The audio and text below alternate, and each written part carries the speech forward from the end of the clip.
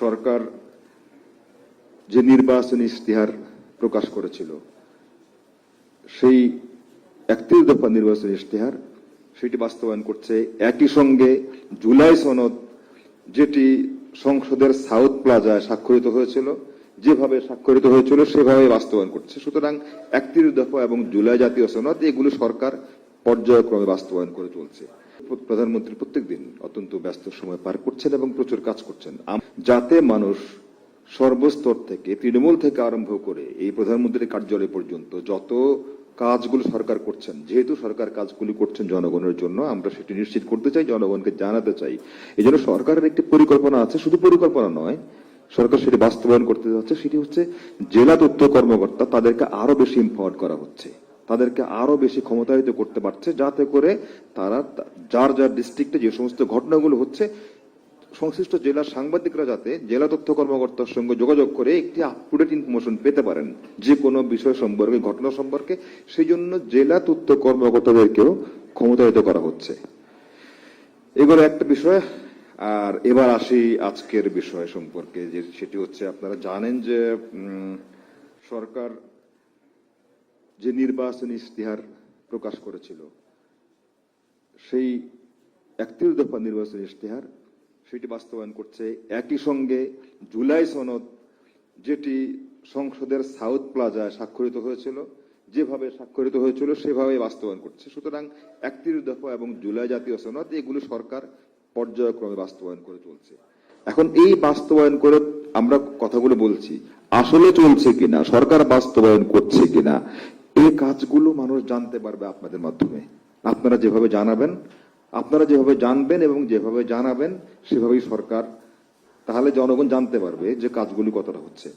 তো সেই জায়গা থেকে আমরা যে তথ্যগুলো আপনাদের সামনে তুলে ধরছি, জনগণের সামনে তুলে ধরার দায়িত্ব এরপর আপনাদের। এবার দেখেন, আমরা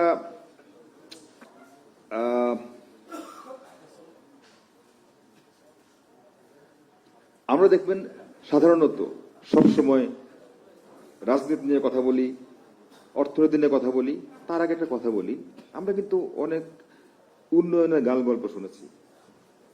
মাননীয় প্রধানমন্ত্রী, এখন যিনি মাননীয় প্রধানমন্ত্রী, তিনি যখন বিএনপির চেয়ারম্যান থাকা অবস্থায়ও নির্বাচনের আগে যখন আমরা সারা দেশের বিভিন্ন জেলায় ক্যাম্পেইনে গিয়েছিলাম, এবং এখনো তিনি প্রতিদিন ক্যাম্পেইন করছেন, বিভিন্ন জায়গা যাচ্ছেন, তো সেখানে মানুষের কথা শুনছেন, মানুষের সমস্যার কথা শুনছেন, সমাধান দিচ্ছেন। একটা বিষয় কিন্তু আশ্চর্যের বিষয়, যে আমরা যে উন্নয়নের গাল গল্প শুনেছি সেটি আসলে কোথায়, উন্নয়নটা কিসের হয়েছে। আমি এক উদাহরণ দিই আপনার কাছে। বাংলাদেশে এখন এই মুহূর্তে যতদূর জানি যে উপজেলার সংখ্যা 500টি। বর্তমান সরকার 5টি উপজেলা নতুন করেছে, তাহলে তার আগে ছিল 495টি। এবং আপনারা জানবেন, বাংলাদেশের স্বাধীনতার ঘোষক শহীদ রাষ্ট্রপতি জিয়াউর রহমানের সময় যে উপজেলা স্বাস্থ্য কেন্দ্র কিংবা উপজেলা হাসপাতাল যেটা করা হয়েছিল, তখন করা হয়েছিল 30টি বেড করা হয়েছিল। এবং দেশনেত্রী সাবেক প্রধানমন্ত্রী মরহুমা বেগম খালেদা জিয়ার সময় অনেকগুলো 30 বেডের হাসপাতালকে কিন্তু 50 বেড উত্তীর্ণ করা হয়েছিল। এই হচ্ছে উন্নয়ন। আমি কারো বিরুদ্ধে কিছু বলতে চাইছি না, আমি বলছি এটা হচ্ছে উন্নয়ন চিত্র। আর এবার এই সরকার যখন ক্ষমতায় এসছেন, আমাদের বর্তমান প্রধানমন্ত্রী তারেক রহমান সরকারের আমলে উনি যখন ক্ষমতায় এসছেন, উনি অলরেডি ডিক্লেয়ার করেছেন যে বাংলাদেশের 492টি হাসপাতালে উপজেলা স্বাস্থ্য কমপ্লেক্স বর্তমানে আছে, যেগুলি 30 বেড এবং 50 বেড, প্রত্যেকটাকে 101 সদস্য বেডে উন্নীত করা হবে। এই যে উন্নয়নের কথা, 492টা হাসপাতালে যদি 101 বেডের হাসপাতালে উন্নীত করা হয়, তাহলে এখানে আমাদের প্রশ্ন, এই যে আমরা উন্নয়নের কথা শুনছি, এই উন্নয়নটা কার জন্য ছিল, কি জন্য ছিল? তাহলে কি স্বাস্থ্য ক্ষেত্রে আমাদের উন্নয়ন হয়নি? তাহলে কোন ক্ষেত্রে কথা বলবেন, কোন জায়গা হয়নি? এবার আসলে আরেকটা বিষয় বলি। আমরা রাজনীতির কথা বলি সবসময়, অর্থনীতির কথা বলি সবসময়। এই যে আপনারা আজকে যাবেন, এখান থেকে যাবেন, রিপোর্ট করবেন, রাজনীতির বিষয়ে রিপোর্ট করবেন, অর্থনৈতিক বিষয়ে রিপোর্ট করবেন, যেগুলি মানুষ সবসময় শুনতে চায়। কিন্তু আপনারা কি জানেন, আমাদের অনেক জায়গায় অবনতি হয়েছে, অনেক অনেক জায়গায় অবতীর্ণ হয়েছে। ফ্যাসিস্ট গভর্নমেন্টের সময় যে সমস্ত যা অবস্থা হয়েছে আপনার ভালো করে জানেন, নতুন করে বলার কিছু নাই। আমাদের অনেক জায়গায় অবনতি হয়েছে, সবচেয়ে বেশি অবনতি হয়েছে আমাদের অবনতি হয়েছে এখন পর্যন্ত আমি দেখেন বাংলাদেশের যে ধর্মীয়, সামাজিক, পারিবারিক মূল্যবোধ, এই জায়গাগুলোতে আমাদের মারাত্মক অবনতি ঘটেছে, অবক্ষয় ঘটেছে। মূল্যবোধের যে অবক্ষয়, এটা আমাদের অন্যান্য সকল অর্জনকে ম্লান করে দিচ্ছে। আমার ধারণা আপনারা এখানে যারা আছেন, ভাই আছেন, বোন আছেন, মা আছেন, বাবা আছেন, আপনারা প্রত্যেকের পরিবারে বেড়ে উঠছেন, বড় হচ্ছেন, আপনারা আপনাদের সন্তানদেরকে দেখছেন সামনে, আপনাদের সামনে হয়তো সন্তানরা চেঞ্জ হয়ে যাচ্ছে। এটা সত্যিই যে সোশ্যাল মিডিয়ার একটা নেতিবাচক প্রভাব হয়তো আছে, কিন্তু সোশ্যাল মিডিয়ার নেতিবাচক প্রভাব আছে বলেই আমরা যারা বড় হয়েছি, আমরা যারা বাবা হয়েছি, মা হয়েছি, আমরা যারা বড় ভাই হয়েছি, আমাদের সম্ভবত নাগরিক হিসেবে দায়িত্বটা আরো বেড়েছে। এই আপনারা খেয়াল করেছেন কিনা, বর্তমান সরকার, আমাদের মাননীয় প্রধানমন্ত্রী তারেক রহমান কি অবস্থায় দেশ পরিচালনার দায়িত্ব গ্রহণ করেছেন, এটা আপনারা জানেন, নতুন করে বলবো না, এর আগে বলা হয়েছে। কিন্তু উনি দুটো কাজ করছেন, পাশাপাশি দুটো কাজ করছেন। একটা হচ্ছে মানুষের যে জীবন মান উন্নয়ন, সেটি অর্থনৈতিক দিক থেকে বলেন, রাজনৈতিক বিষয় দিক থেকে বলেন, কিন্তু এই যে মানুষের সামাজিক পারিবারিক মূল্যবোধ, এই জায়গাগুলোতে মানুষকে ফিরিয়ে আনা, মূল্যবোধের যে উন্নয়ন ঘটানো, এই জায়গাগুলোতে উনি খুব বেশি জোর দিচ্ছেন, কাজ করার চেষ্টা করছেন। কারণ এই উন্নয়ন ছাড়া অন্য কোনো উন্নয়ন হবে না, অন্যগুলির টেকসই উন্নয়ন হবে না, যদি না আমরা আমাদের মানসিক আত্মিক উন্নতি করতে না পারি, যদি আমরা আমাদের পারিবারিক মূল্যবোধকে সুসংগত করতে না পারি, তাহলে অন্য কোনো উন্নতি টেকসই হবে কিনা এটা নিঃসন্দেহে আপনারা বিবেচনা করবেন, এটা দেশবাসীও দেখবে। এ কারণে মাননীয় প্রধানমন্ত্রী দেখবেন এই জায়গাগুলিতে খুব বেশি জোর দিচ্ছেন। একটা বিষয়, সরকার যারা পরিচালনা করছেন তারা অবশ্যই নাগরিকদের প্রতি দায়িত্ব পালন করছেন, কিন্তু নাগরিকের কি দায়িত্ব নাই সরকারের প্রতি? এটা তো ভাইস ভার্সা, এটা হচ্ছে একে অপরের পরিপূরক। সরকার যেমন নাগরিকদের প্রতি তার দায়িত্ব পালন করবে, কোনো অজুহাত দিয়ে পিছিয়ে পড়বে না, একই সঙ্গে সরকারের প্রতি নাগরিকেরও কিছু দায়িত্ব আছে। সেই জায়গাগুলো কিন্তু মাননীয় প্রধানমন্ত্রী চোখে আঙ্গুল দিয়ে দেখে চেষ্টা করছেন। চোখে আঙ্গুল দিয়ে দেখে দেয় মানে কিন্তু উনি কখনোই দেখবেন এই টেলিভিশনের সামনে দাঁড়িয়ে কিংবা মাইকের সামনে দাঁড়িয়ে কথা বলছেন না, এটা করুন এটা করুন। উনি যেটা বলছেন উনি নিজে করছেন, উনি কাজটা নিজে করছেন, তারপরে সেই দৃষ্টান্ত উপস্থাপন করছেন। আমি জানি না আপনাদের চোখে পড়েছে কিনা, আমি সম্ভবত 1 মাস আগে আর্মি স্টেডিয়ামে এক অনুষ্ঠান, সেখানে প্রায় 22,000 শিক্ষার্থী এসেছিল, ক্লাস 1 থেকে ক্লাস 5 পর্যন্ত।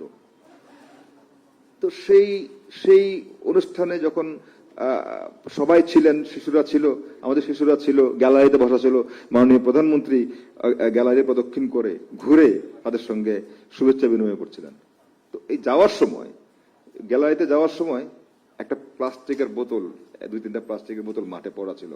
তো মাননীয় প্রধানমন্ত্রী যেখানে যান স্বভাবতই সেখানে তাকে ঘিরে নিরাপত্তা যারা আছেন, এসএসএফ আছেন তারা থাকেন, অন্যান্য যারা আছেন তারা থাকেন। মাননীয় প্রধানমন্ত্রী কিন্তু এই হাঁটার মধ্যেই উনি বোতলটা, একটা প্লাস্টিকের বোতল নিচে পড়া ছিল, সেটা কিন্তু সেটা তুলে ফেলেছেন। উনি যখন করেছেন তখন আরো কয়েকজন আছে, আরো কয়েকটা তুলে ফেলেছেন। এই যে দীর্ঘ বক্তব্য না দিয়ে উনি যে কাজটা করছেন, এবং এইটা যেহেতু টেলিভিশনে প্রচার হয়েছে, আমার কাছে মনে হচ্ছে এটি একটা বার্তা। এই যে বার্তাগুলো, এগুলোকে আমরা যারা টেলিভিশনে কাজ করছি, যারা সাংবাদিকতা করছি, যারা পত্রিকায় লিখছি, এই বার্তাটাকে আমরা পৌঁছে দিচ্ছি। এটা না করে আমরা, এটা আপনাদের দোষ না, এটা হচ্ছে আমাদের এই রাজনীতিতে এটা চলে আসছে। এবং আমরা এই কারণে আমরা বলি, মাননীয় প্রধানমন্ত্রী বলছেন যে রাজনীতির গুণগত পরিবর্তন জরুরি। ভাই, গুণগত পরিবর্তনটা কি? এই যে আমরা বলি যে রাজনীতির গুণগত পরিবর্তন জরুরি, এই গুণগত পরিবর্তনটা কি? আমি তো মনে করি এটাই হচ্ছে একটা গুণগত পরিবর্তন, যে উনি টেলিভিশনের সামনে এসে খালি গুণগত পরিবর্তন জরুরি এই কথা না বলে গুণগত পরিবর্তনটাকে উনি দেখিয়ে দিয়েছেন, যে আমি যদি এই কাজটা করি তাহলে আর 10 জন করবে এবং করা উচিত সবার। আপনারা দেখেন আরেকটা কথা বলি, এই যে কয়েকদিন আগে জাতীয় সংসদে আপনার বক্তব্য দেখেছেন। এই সংসদে আমরা অত্যন্ত ভারী ভারী কথাবার্তা বলি, দেশের কথা বলি, সংবিধানের কথা বলি। আমরা কয়েকজন বুঝি, কত লোক বুঝে আমরা জানি না। কিন্তু এই সংসদে দাঁড়িয়ে মাননীয় প্রধানমন্ত্রী ওনার এই যে বাজেট বক্তব্য দিলেন, সেই বাজেট বক্তব্যের সমাপনী অনুষ্ঠানে উনি বলেছেন দুটো কথা, আপনারা খেয়াল করেছেন কিনা। উনি বলেছেন যে আমি জনগণের প্রতি আহ্বান জানাই। তিনি কিন্তু কাজটা আগে করেছেন, সেটি বলেছেন যে আমরা যত্রতত্র বর্জ্য ফেলবো না। এই কথাটা কি আপনারা পার্লামেন্টে শুনেছেন? এর আগে কখনো পার্লামেন্টে শুনেছেন?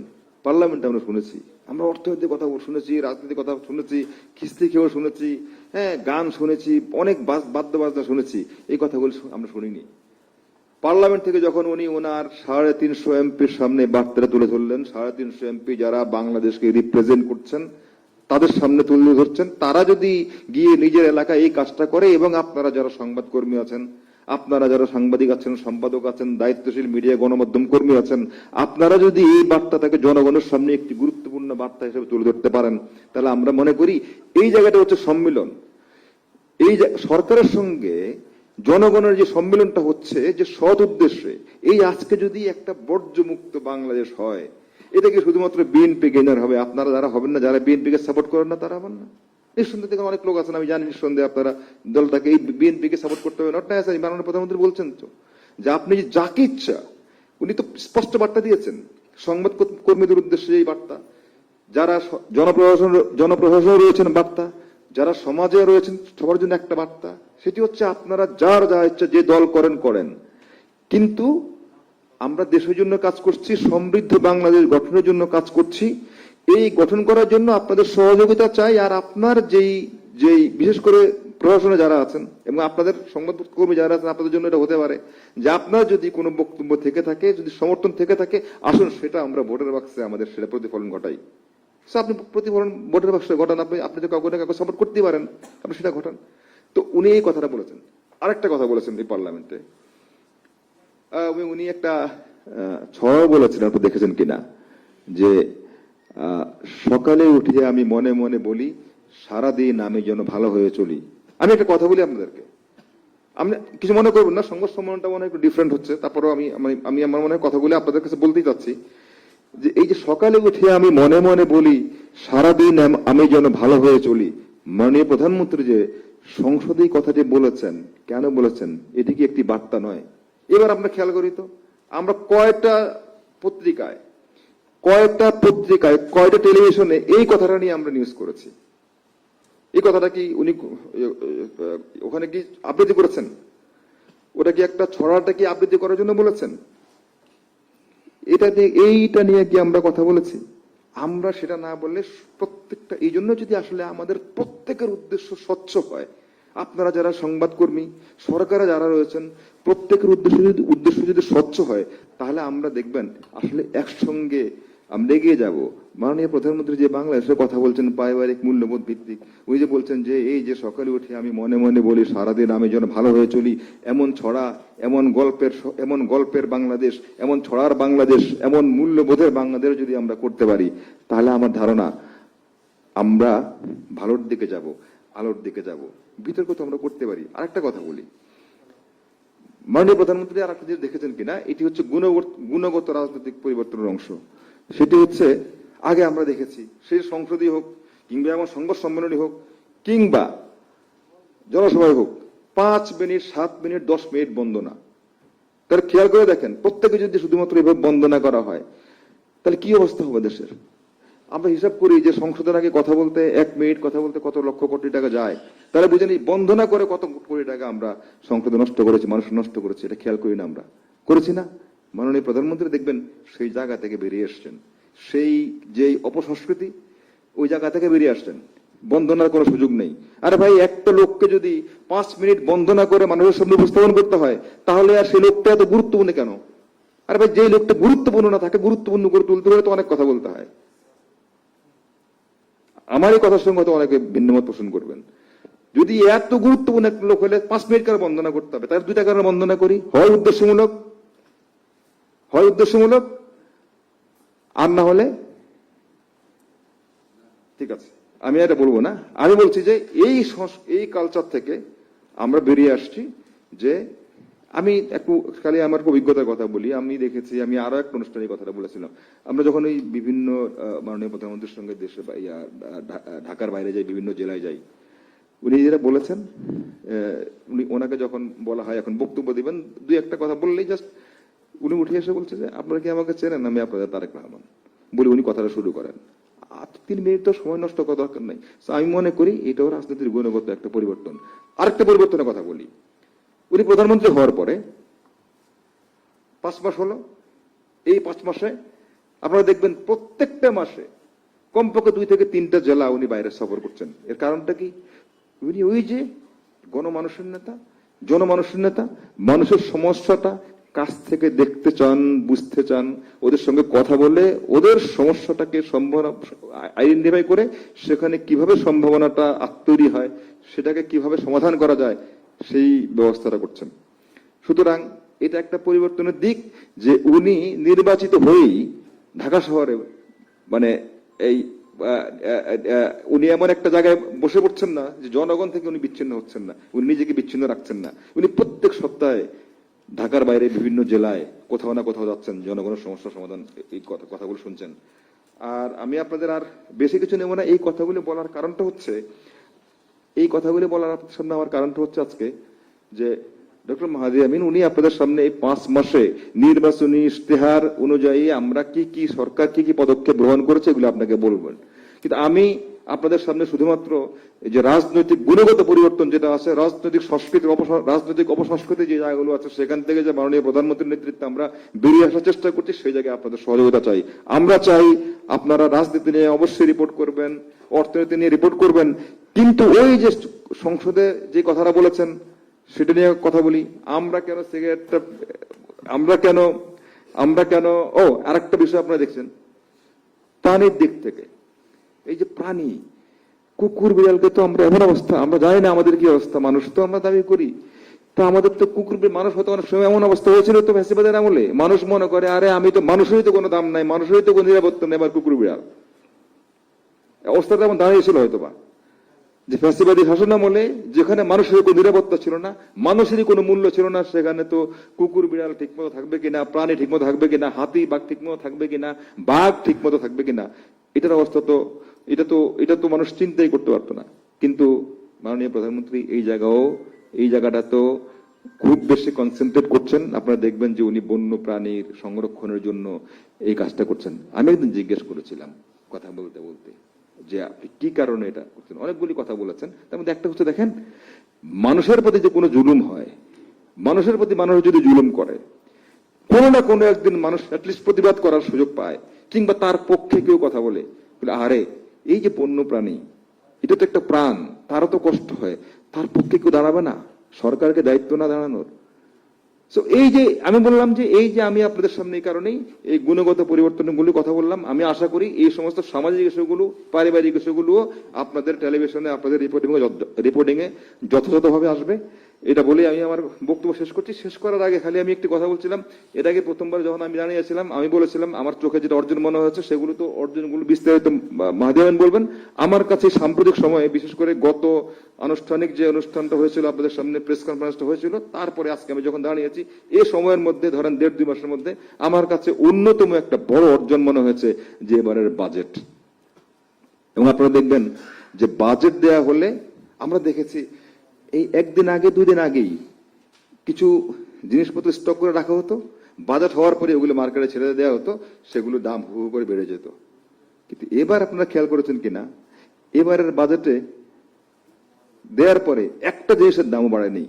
এটা বোঝা যায়নি যে বড় একটা কিছু হয়েছে, কিন্তু এবং এটাকে মাননীয় প্রধানমন্ত্রী বলেছেন জীবন বান্ধব বাজেট। কেন বলেছেন জীবন বান্ধব বাজেট? দেখেন এখানে নিত্য প্রয়োজনীয় জিনিসপত্র কোনোটার দাম বাড়েনি, আবার স্বাস্থ্য ক্ষেত্রে সেই ক্যান্সারের ট্রিটমেন্ট বলেন, ডায়ালাইসিসের ট্রিটমেন্ট বলেন, অন্যান্য ট্রিটমেন্টগুলো বলেন, এগুলোর ক্ষেত্রে দাম অনেক কমানো হয়েছে।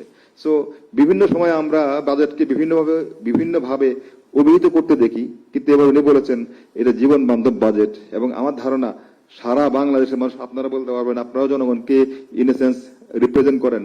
এটা ছিল জীবন বান্ধব বাজেট এবং এই বাজেট মানুষ অ্যাকসেপ্ট করেছে। সো এটা একটা বড় অর্জন। আর আপনাদের সামনে বাকি অর্জনগুলি তুলে ধরবেন ডক্টর মাহাদি আমিন। আপনাদেরকে ধন্যবাদ। আমি একটু ভিন্ন বিষয়ে কথাগুলি বললাম। আমি আরেকবার আহ্বান জানাই আপনারা এই বিষয়গুলো, কারণ যেহেতু আমরা এই সমাজে বেড়ে উঠেছি, আমরা এই সমাজেরই সন্তান, সুতরাং আমাদের প্রত্যেকের যদি সতর্ক হই তাহলে আমাদের সামাজিক পারিবারিক মূল্যবোধগুলি ফিরে আসতে দেখবেন যে আমাদের আরো অনেক কিছু, অনেক পরিবর্তন আমরা লক্ষ্য করতে পারবো। আপনাদের